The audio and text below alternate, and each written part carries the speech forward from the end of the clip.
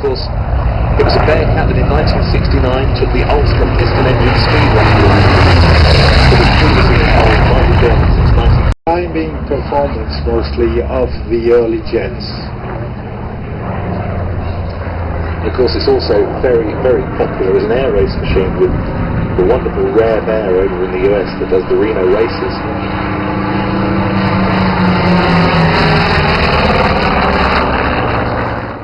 Usual colors,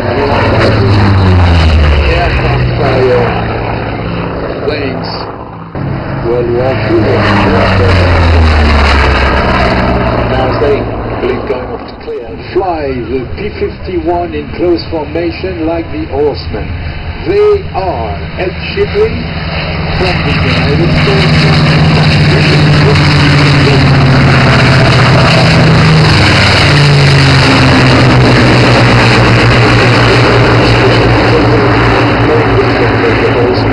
He flies with them back.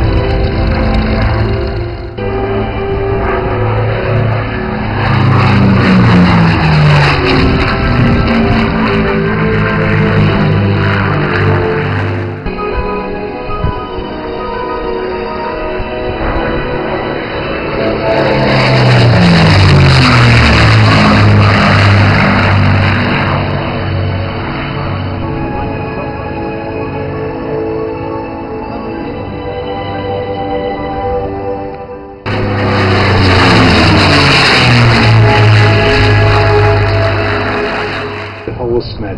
And now the little friends, Mustangs, the Cadillacs of the States.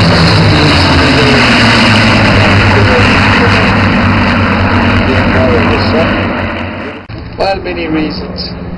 First of all, it's beautiful. It's stunningly beautiful. Sitting on the ground also.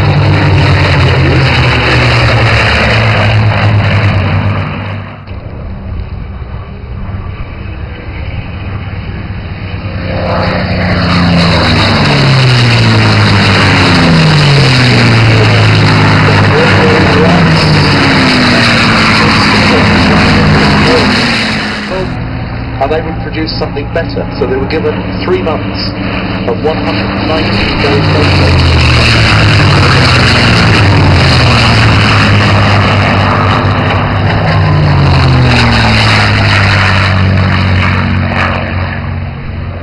A decision was made to bolt a Merlin onto the front end, and one of the greatest piston engine fighters of all time was born. It was a strange aircraft because the basic design was signed by a German engineer, and then the aircraft was built in a company run by a Dutch engineer, Vegetable Burger. Edward Schmid was the designer, the German designer.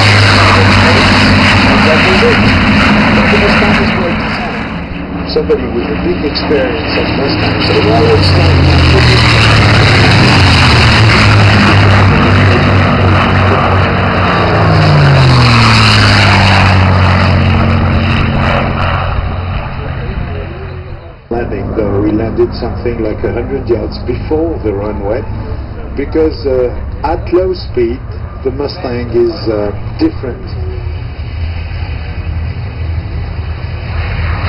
Very different.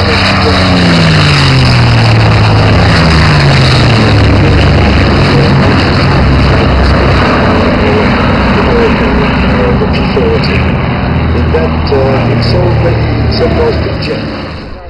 There were two last year. The other one was in France, and sadly the French B-17 is now on the ground.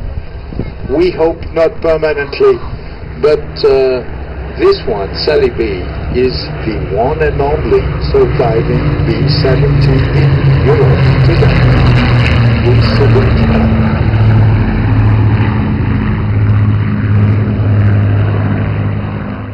Was a flight captain, pilot in the left seat. He had something like 22, 23. This was a fantastic aircraft to fly, to fight a war. Of course, it was not originally designed as a strategic bomber. It was originally designed as a maritime patrol bomber too. At La Ferté-Alais and will maybe never fly again, because keeping such a monument in the air is a monumental task, and I know they do have a booth somewhere or something now to do this. If I may give my opinion, it's not only a memorial to those who died and a reminder of history, it's pure culture. I don't know why the castle is more important than B-17 in terms of historical importance. Being flown today by these pilots.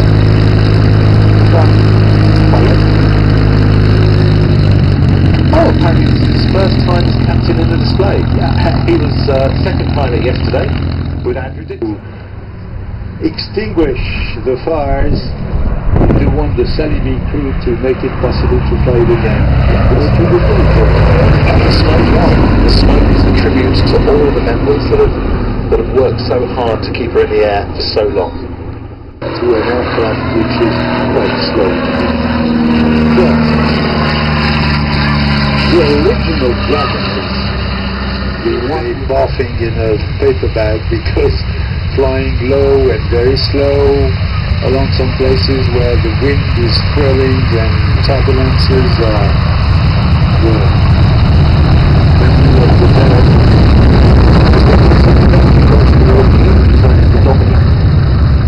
or used for a lot of radar work and liaison within the RAF. And of course some of these then found their way into some of the small airlines. With compliments from the Battle of Britain Memorial Flight, here it comes.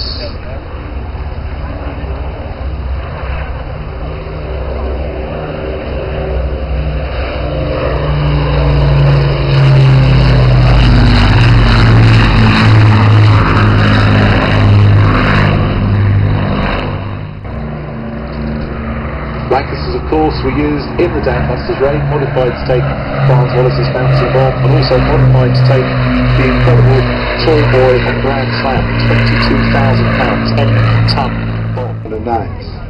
What you're going to see now is a stunning, probably the most spectacular flight display of the World War I era.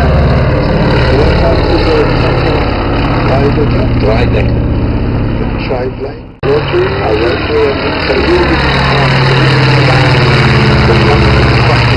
it sounds like eggshells. Triplane has 3 wings. The U-52 has 3 engines.